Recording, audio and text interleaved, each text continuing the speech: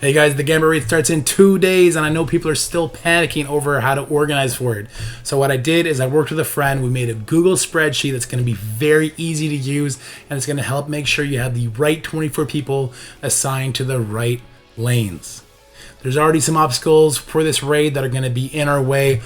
Difficulty level, we're not sure about that. Node composition, we don't know about that. And we don't know how people are going to react to certain scourges. These are all obstacles we're going to have to face over the course of this 14-day raid that does not repeat. So there's no redemption on the next iteration of this. It's not going to come back. So it's important to get off on the right foot, and I think this tool will help you guys do just that. Not going to waste too much of your time. Let's jump right into it, and let's get back over here to this main page. So this is the tool itself. What you're going to need to do is go up to File, make a copy. Here you go. And now this is your copy. You're obviously not going to be able to edit the master version of it. You're not going to be able to do anything, but make a copy. Once you make that copy, it's yours. You do whatever you want to it. No one else will have that copy unless you give them the link that that copy produces, which is in the URL. And that's the link you're going to give to your Alliance members so they can fill this information out. I know a lot of you already know this already. But as the raid assigner, alliance leader, whatever the case may be, I strongly suggest you fill in all your alliance members' names for them. You fill in the strike team that they're currently on. Hopefully you're not going to have to switch up strike teams because that'll cause extra confusion. Just try and avoid that, because if they're on team 1 for Gambit but team 3 on Doom, it's only a matter of time before they're accidentally on team 3 for Gambit and team 1 for Doom, and then that causes a headache in and of itself, right? So try and avoid that. So what we have here is we have a list of about 30 or so characters, the best characters from the suits.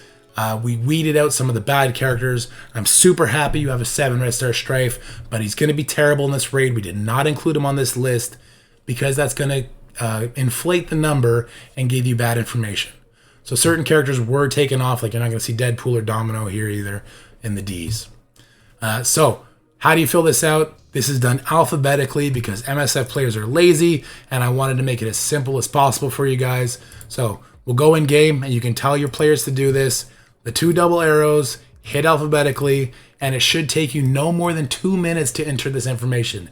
It took me a minute because I'm very quick at this, but it's super simple. A for Agatha, C for Carnage. If you got to teach your members the ABCs, sorry, you're on your own.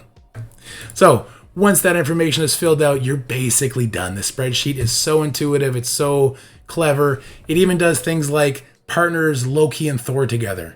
It doesn't really want you to use one and not the other. So when it weighs the average team, which is in this next page here, it will not take just Loki. It will not take just Thor. I think that would be a mistake for your raid team. And these powers and this team composition, these averages, are kind of done with characters that I've recommended, which we'll go over in a bit so you can kind of see the thought process behind that. I don't think many people are going to disagree with it. So these numbers you see here are auto-populated from the previous page. It takes your 5 best members of that team. Like I said, like Loki and Thor are combined. They have to be on the same team if they're going to be used. And it spits out this average for you. And from here, you just use these drop windows and you assign people to those lanes, right? You can double assign people, but obviously don't do that. So let's just do a little mock draft real quick. Hey, Dorky has a good diamond team. Masaki has good spades, good clubs. Remember, that lane is shared suits, so you want to make sure they have good for both.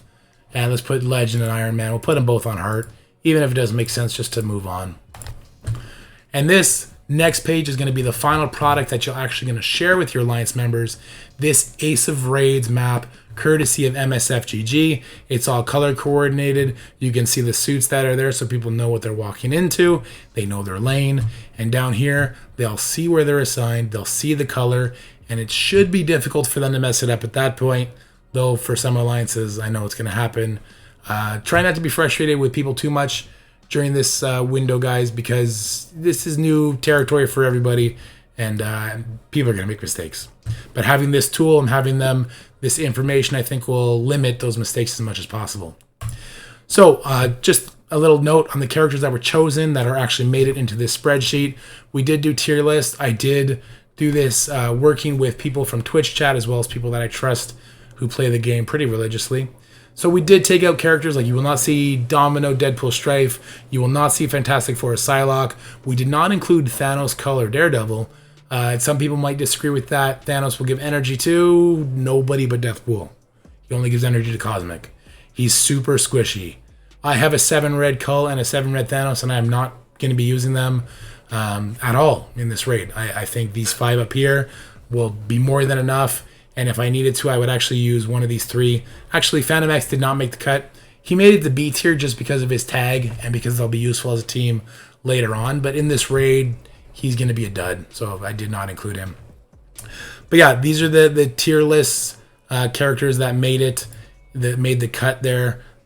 So you see the club section. I'll show you the heart section as well.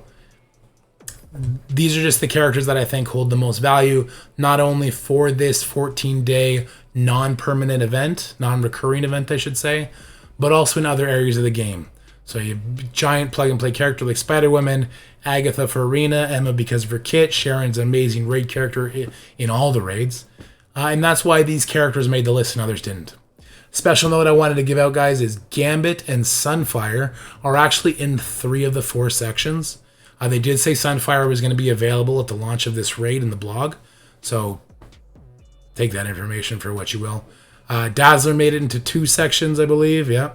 So if you do have Super Krakeny, Super Whales in your alliance, I do suggest making sure that they're in the harder sections. A section like Clubs that has very bad characters. Gambit and Sunfire could be really good plugins to help those sections out. That'll be a little something you got to check manually.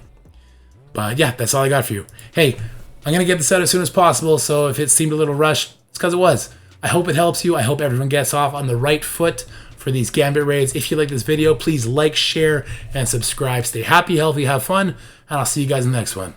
Peace.